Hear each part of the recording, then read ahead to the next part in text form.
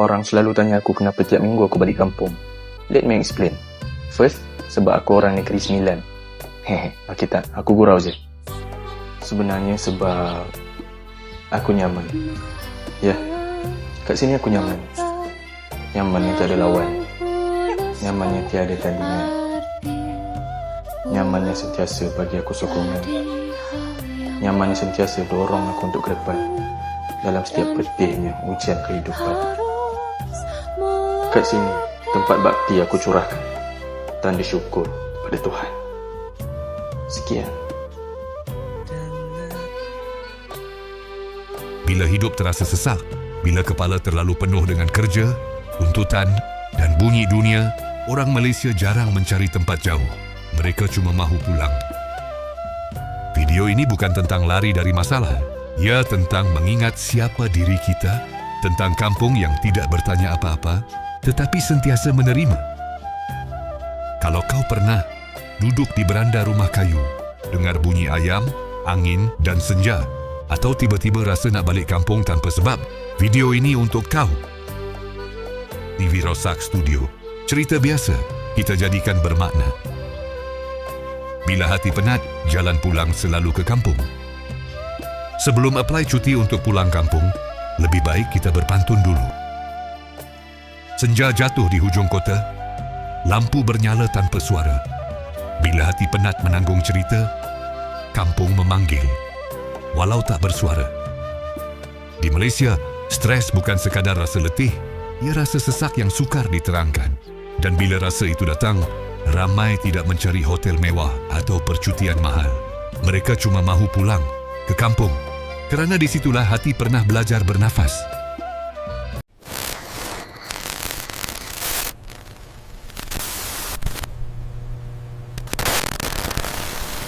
Kadang-kadang untuk membeli rasa tenang tu, kita tak perlu nak lari jauh.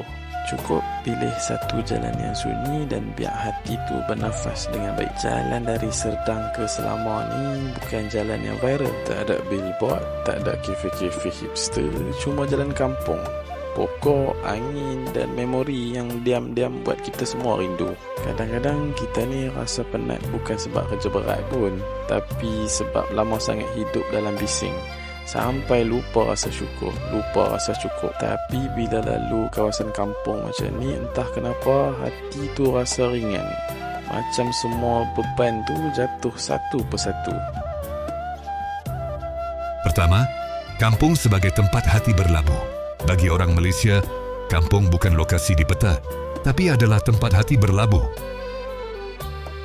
Bila dunia terasa terlalu laju, kampung menawarkan sesuatu yang jarang kita temui di bandar, masa yang bergerak perlahan. Di situlah kita ingat semula bagaimana rasanya hidup tanpa dikejar jam dan notifikasi.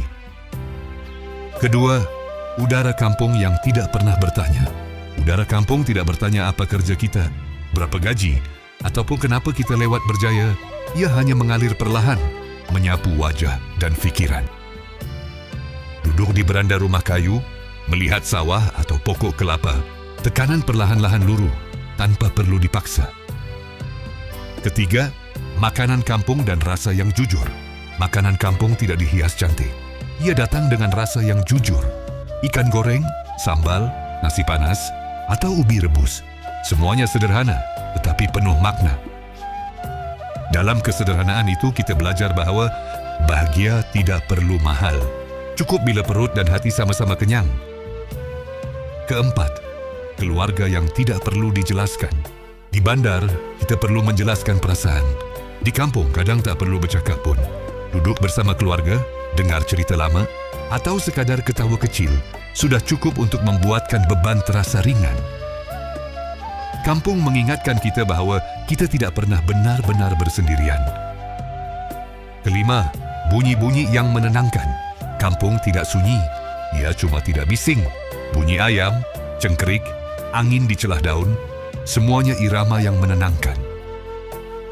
Bunyi ini tidak memaksa kita fokus, tetapi membenarkan fikiran berehat, sesuatu yang semakin jarang dalam hidup moden.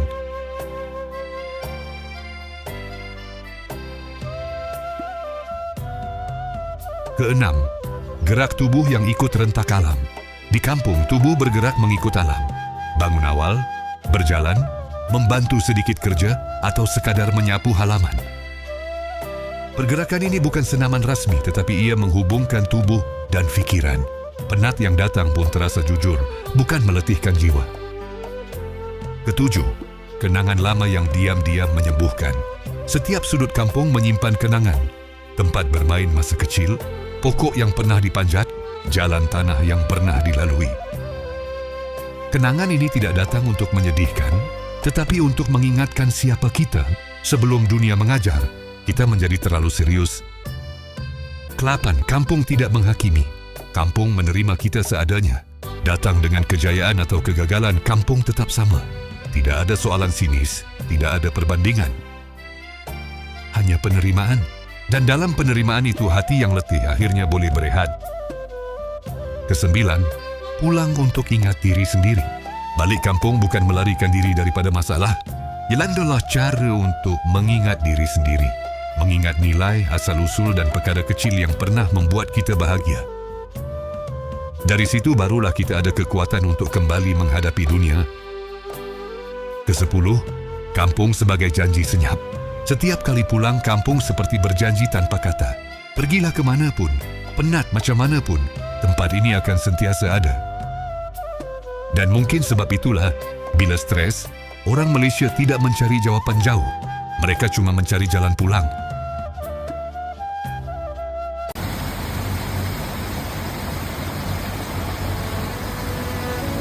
Kadang-kadang yang kita perlukan cuma sentuhan alam. Ini namanya earthing. Bila kita connect balik dengan bumi, sentuh tanah, rasa hujan, biar semua beban tu mengalir keluar. Bila kita reconnect dengan alam, kita sebenarnya tengah sembuhkan hati sendiri.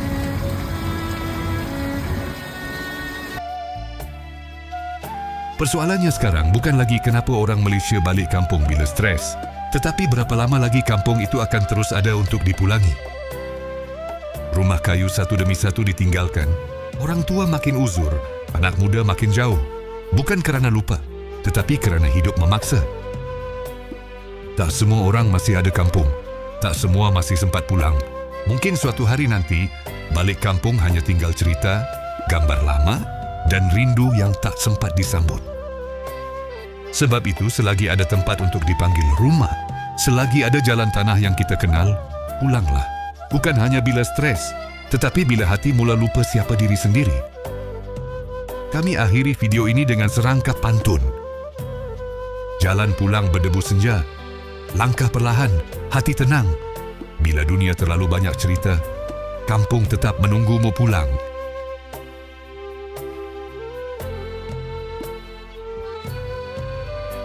Itulah cerita Malaysia untuk kali ini. Share dan subscribe TV Rosak Studio. Kongsikan pandangan anda di ruangan komen. Jumpa lagi di video seterusnya.